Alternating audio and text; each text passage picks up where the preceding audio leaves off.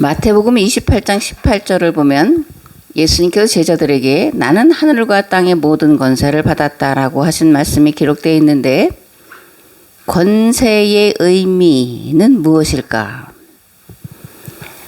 헬라어 엑소시아는 권세라는 말인데 능력, 힘, 절대적인 권세를 뜻하는 말입니다. 예수님께서 땅에 사시는 동안 그리스도의 힘과 능력과 권위로 가르치시고 병을 고치시고 죄인들을 용서하셨습니다. 그런데 예수님께서 죽으시고 부활하신 다음 본래의 하나님의 자리로 돌아가셨을 때 가지신 권세는 이 땅에서 그리스도로서의 권세에 제한된 것이 아니라 온 우주의 주관자로서, 온 우주의 창조자로서의 권위가 주어졌음을 선언합니다. 나는 하늘과 땅의 모든 권세를 받았다. 아멘. 예수님에게 주어진 모든 권세는 무엇일까? 첫째, 죄사함의 권세입니다. 마태복음 6장에는 주기도문이 기록되어 있는데 거기에 이렇게 되어 있습니다. 우리가 우리에게 죄 지은 자를 용서하였습니다. 우리의 죄를 용서하소서. 사람과 사람 사이에 지은 죄는 사람과 사람 사이에 서로 용서하는 것이지만 하나님께 지은 죄는 하나님이 용서해 주셔야 되고, 마찬가지로 사람과 사람 사이에 용서했다고 해서 모든 용서가 완전한 거냐? 그렇지 않습니다. 하나님의 용서가 반드시 있어야 됩니다. 아멘. 둘째, 구원하는 권세입니다. 요한복음 6장 47절에서 51절 말씀에 보면 내가 진정으로 진정으로 너에게 말한다. 믿는 사람은 영생을 가지고 있다. 나는 생명의 빵이다. 너희의 조상은 광야에서 만나를 먹어서도 죽었다. 그러나 하늘에서 내려오는 빵은 이러하니 누구든지 그것을 먹으면 죽지 않는다. 나는 하늘에서 내려온 살아있는 빵이다. 이 빵을 먹는 사람은 누구나 영원히 살 것이다. 내가 줄 빵은 나의 살이다. 그것은 세상에 생명을 준다. 아멘. 셋째, 심판하는 권세입니다. 요한계시록 20장 12절에서 14절 말씀을 보면 나는 또 죽은 사람들이 큰 자나 작은 자나 할 것 없이 다 그 보좌 앞에 서 있는 것을 보았습니다. 그리고 책들을 펴놓고 또 다른 책 하나를 펴놓았는데 그것은 생명의 책이었습니다. 죽은 사람들은 그 책에 기록되어 있는 대로 자기들의 행위대로 심판을 받았습니다. 바다가 그 속에 있는 죽은 사람들을 내어놓고 사망과 지옥도 그 속에 있는 죽은 사람들을 내놓았습니다. 그들은 각각 자기들의 행위대로 심판을 받았습니다. 그리고 사망과 지옥이 불바다에 던져졌습니다. 이 불바다가 둘째 사망입니다. 아멘. 마지막으로 창조를 완성하는 권세입니다. 요한계시록 21장 1절, 5절, 7절 말씀에 보면 또 내가 새 하늘과 새 땅을 보니 처음 하늘과 처음 땅이 없어졌고 바다도 다시 있지 않더라. 그때 보좌에 앉으신 분이 말씀하셨습니다. 보아라, 내가 모든 것을 새롭게 한다. 또 말씀하셨습니다. 기록하여라. 이 말은 신실하고 참되다. 또 나에게 말씀하셨습니다. 다 이루었다. 나는 알파며 오메가 곧 처음이며 마지막이다. 목마른 사람에게는 내가 생명수 샘물을 거저 마시게 하겠다. 이기는 사람은 이것들을 상속받을 것이다. 나는 그의 하나님이 되고 그는 내 자녀가 될 것이다. 아멘.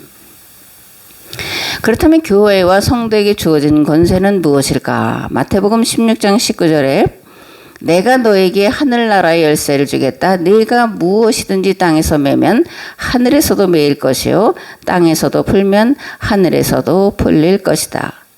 베드로에게 주신 말씀으로 문자대로 하면 그렇게 해석할 수 있지만 이거는 새로운 계약 공동체인 교회와 성도들에게 주신 약속의 말씀이에요. 첫째, 교회와 성도들에게 주어진 권세는 땅에서 매고 푸는 권세입니다. 구원은 교회를 통해서 받습니다.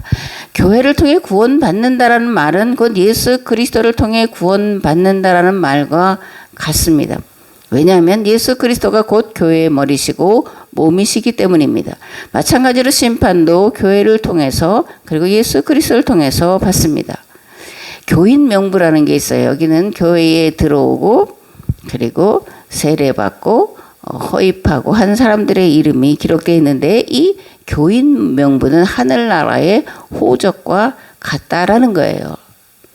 출생하면 호적에 이름을 올리죠. 거기에 올라가 있지 않으면 이 사람은 살아있으나 살아있는 존재로 취급당하지 못합니다. 마찬가지로 교인 명부에 이름이 기록되어 있지 않으면 하늘나라 생명책에도 그 이름이 기록되어 있지 않다라는 것을 기억을 해야 합니다. 에베소서 1장 22절에서 23절 말씀에 하나님께서는 만물을 그리스도의 발 아래 굴복시키시고 그분을 만물 위의 교회의 머리로 삼으셨습니다. 교회는 그리스도의 몸이요 만물 안에서 만물을 충만케 하시는 분의 충만입니다. 아멘. 둘째로 교회와 성도에게 주어진 권세는 세상을 구원하는 권세입니다. 교회는 세상 구원 공동체의 이름이에요. 마가복음 16장 15절 말씀에 보면 그분께서 그들에게 이르시되 너희는 온 세상에 가서 모든 피조물에게 복음을 선포하라 이렇게 말씀이 되어 있습니다. 우리가 보통 구원은 사람에게만 적용되는 것으로 생각하지만 뭐라는 거예요? 구원은 모든 피조물이 대상이다라는 겁니다. 예수님이 완성하실 하나님 나라는 모든 피조물이 변화된 나라예요. 지금의 상태로 하나님 나라에 들어가서 절대로 영생할 수 없다라는 겁니다. 변화되어야 돼요. 썩어질 것이 썩지 않을 것으로, 죽을 것이 죽지 않을 것으로, 모든 부족하고 연약한 것이 강하고 온전한 것으로 변화되어야 하나님 나라에 들어갈 수 있습니다. 우리의 생각도 변화돼야 하나님 나라에 들어갈 수 있고 우리 정신도 변화돼야 하나님 나라에 들어갈 수 있습니다. 또 구원의 대상에는 시간과 공간도 포함되어 있습니다. 왜냐하면 시간과 공간도 창조된 것이기 때문인데 이런 시공간이 완성된 상태 그것을 영생이다 이렇게 말씀을 하고 있습니다. 요한복음 20장 19절에 보면 부활하신 예수님께서 두려워 숨어있는 제자들을 찾아가시죠. 그런데 문이 안에서부터 잠겨 있습니다. 그러니까 밖에서 아무리 두드려도 안에서 열어주지 않으면 열리지 않는데 예수님은 닫힌 문을 뚫고 제자들에게 오셨고 평안의 인사를 하셨음을 볼 수가 있습니다. 그날 곧 주간의 첫날 저녁에 제자들은 유대 사람들이 무서워서 문을 모두 닫아 걸고 있었다. 그때에 예수님께서 와서 그들 가운데로 들어서셔서 너희에게 평화가 있기를 하고 인사말을 하셨다. 아멘. 셋째, 세상을 복되게 하는 권세입니다. 세상은 교회가 아니면 또 세상은 성도가 아니면 복받을 수 없습니다. 아멘. 창세기 12장에 보면 하나님께서 아브라함을 부르시고 너를 통해 모든 민족이 복받게 하리라 이렇게 말씀을 하셨습니다. 이 말씀을 다시 말하면 예수님을 주와 그리스도로 고백하고 그 말씀대로 행하며 살아가는 교회를 통해 또 성도를 통해 세상이 복받게 하신다라는 거예요. 아멘.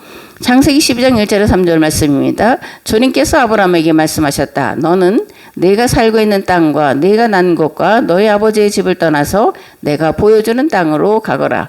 내가 너로 큰 민족이 되게 하고 너에게 복을 주어서 네가 크게 이름을 떨치게 하겠다. 너는 복의 근원이 될 것이다.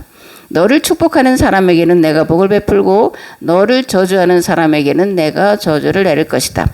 땅에 사는 모든 민족이 너로 말미암아 복을 받을 것이다. 아멘. 기후변화로 인해서 자연 만물들이 신음하고 탄식을 하고 있습니다.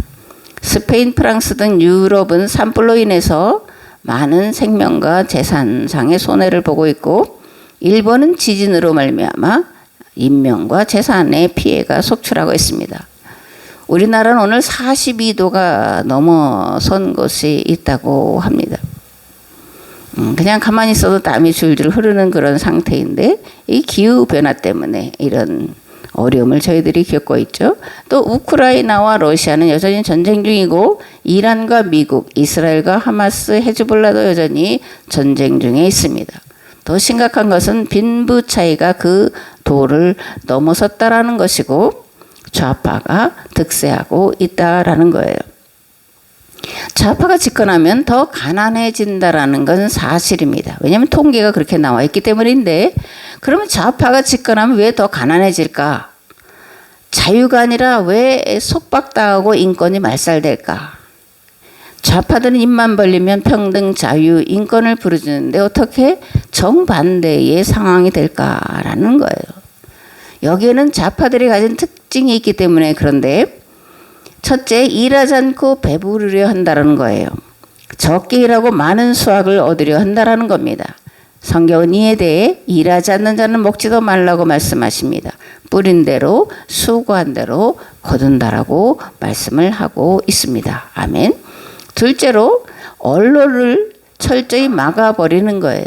마음 놓고 말할 수 있는 그런 사상의 자유, 말의 자유, 생각의 자유를 억압을 한다라는 거예요. 셋째로 아직 우리나라는 이게 이제 통과되지 않았는데 유럽 사회는 차별금지법이 통과돼 있어요.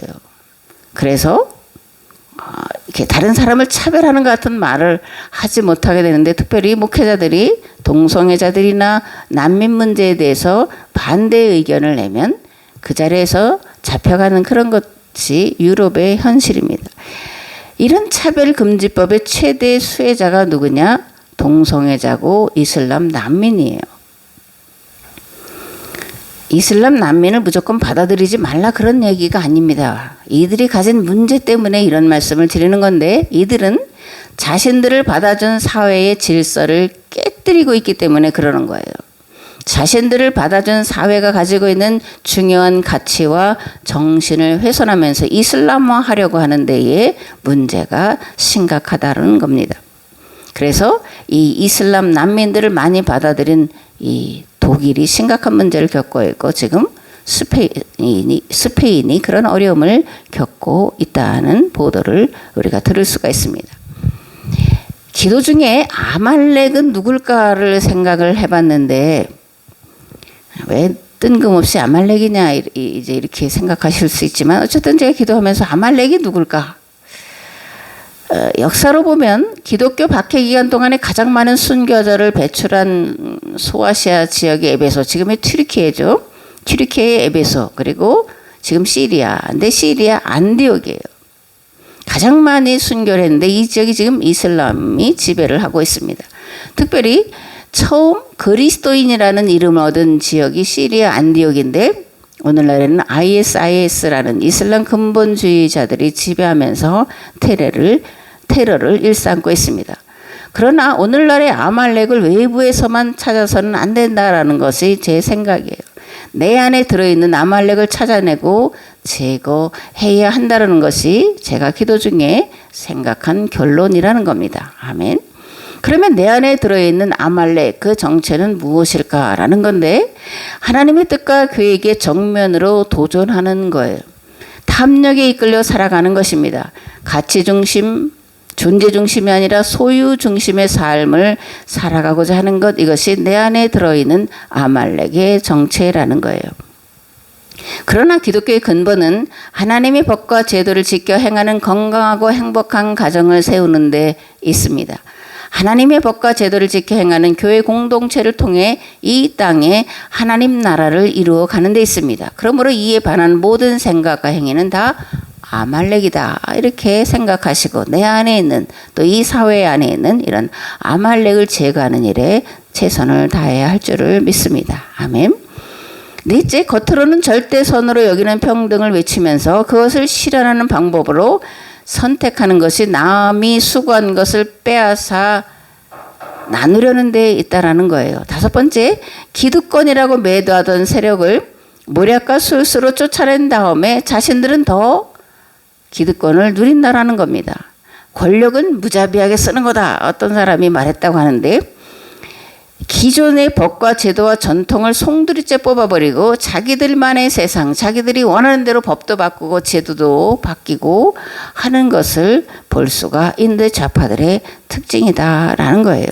그런데 이보다 더 심각한 문제는 종교도 그렇다라는 거예요. 정통교리, 정통신앙에 대해서 그것을 신봉하면서 성경 같은 권위를 부여하면서 새로운 시대가 밝아오는 것에 대해 무감각하다는 것이 교회의 심각한 문제예요. 새로운 시대를 이끌어갈 방향과 길과 걸맞는 정신을 제시하지 못한다는 것이 심각한 문제라는 겁니다.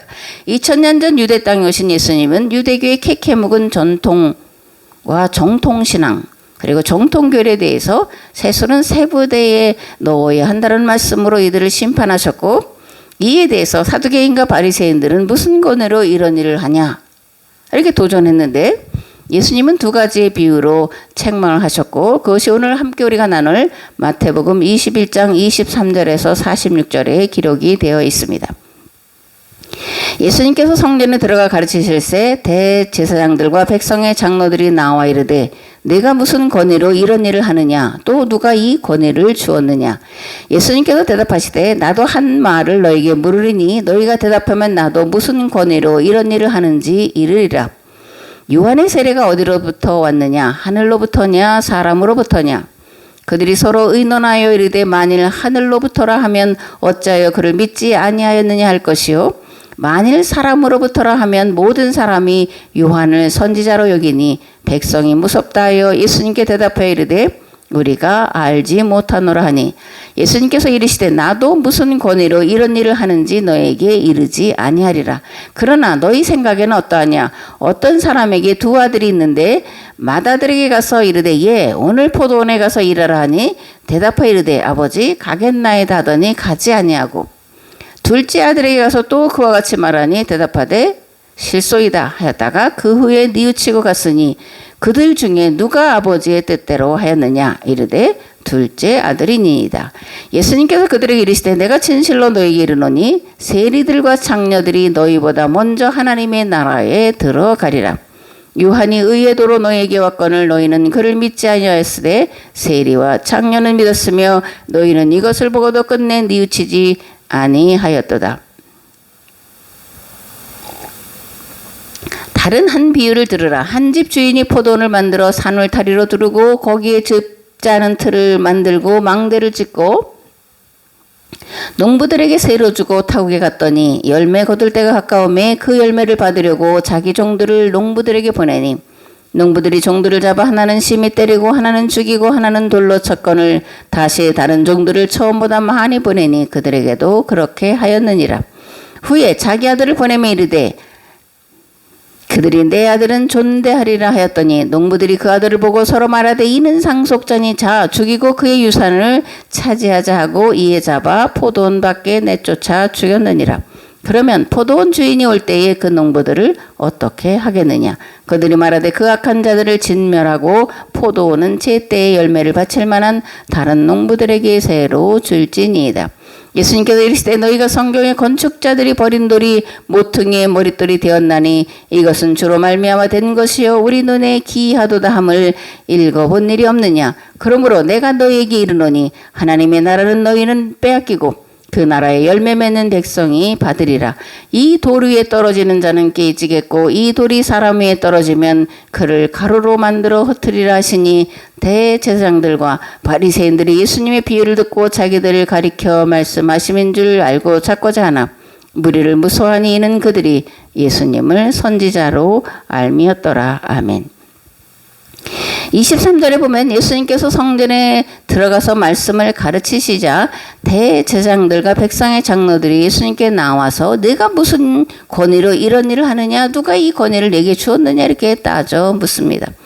무엇보다 이들의 입장에서 성전 정화를 앞세워 유월절 행사를 망쳐놓은 예수님의 행위에 대해 누가 이런 일할 권세를 주었느냐 따져 묻는데, 예수님은 세례 요한을 들어 이들의 물음이 얼마나 허구인지를 들춰내 보이시고 있습니다.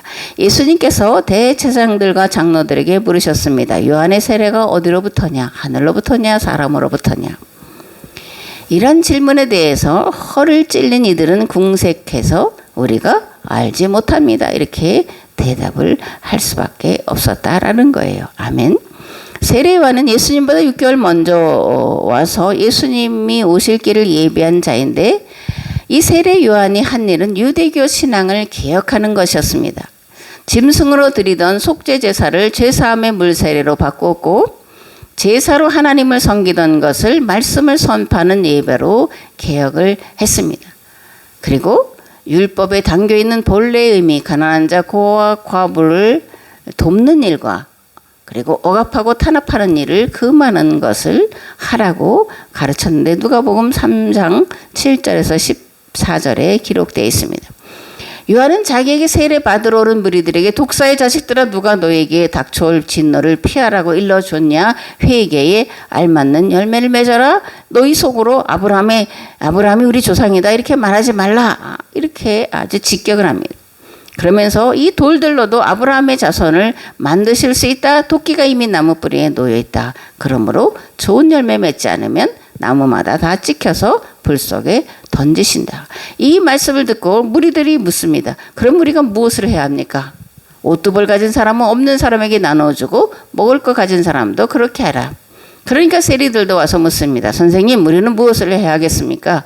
그러자 너에게 정해준 것보다 더 받지 말라 이렇게 가르치고 군인들도 와서 묻습니다. 그러면 우리들은 무엇을 해야 하겠습니까?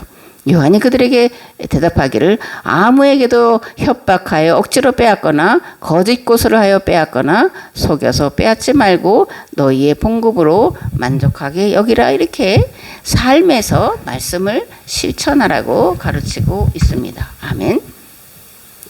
31절에 보면 예수님께서 세례 요한이 무슨 권위로 한 것인지 우리가 알지 못하노라 대답하는 대제사장과 장로들에게 나도 무슨 권위로 이런 일을 하는지 너에게 말하지 않겠다라고 하시면서 세리와 창녀들이 너희보다 먼저 하나님의 나라에 들어가리라 말씀을 합니다. 예수님은 대제사장과 장로들을 세리와 창녀와 비교해서 말씀을 하고 있는 거죠. 또 포도원 주인과 악한 농부들을 비교해서 말씀을 하고 있습니다. 예수님은 대제사장과 장로들을 첫째 아들로 세리와 창녀들을 둘째 아들로 비유를 합니다. 그러면서 첫째 아들은 포도원에 가서 일하라 하는 말씀을 듣고 순종할 것처럼 아버지 가겠습니다 했는데 가지 않았다라는 거예요. 근데 둘째 아들에게도 야 포도원에 가서 일하라 그러니까 싫습니다 이렇게 대답을 했는데 후에 내가 아버지에게 잘못했구나 뉘우치고 포도원에 들어가서 종일토록 수고했다라는 거예요. 예수님 말씀하신 첫째 아들은 요한이 베푼 죄사함의 물세례를 거부한 자들 즉 바리새인과 사두개인들을 말합니다. 둘째 아들은 요한이 베푼 죄사함의 물세례를 받은 자들 곧 세리와 창기들 가난한 자들 병든 자들을 말합니다. 예수님은 세례 요한이 베푼 죄사함의 물세례를 거부한 이들을 세리와 창기보다 못한 자들이라고 말씀하시면서 세리와 창녀들이 하나님 나라에 가깝다 이렇게 선포를 하신 것입니다. 아멘. 43절에 그러므로 내가 너에게 이르노니 하나님의 나라를 너희는 빼앗기고 그 나라에 열매 맺는 백성이 받으리라는 말씀은 무슨 뜻일까?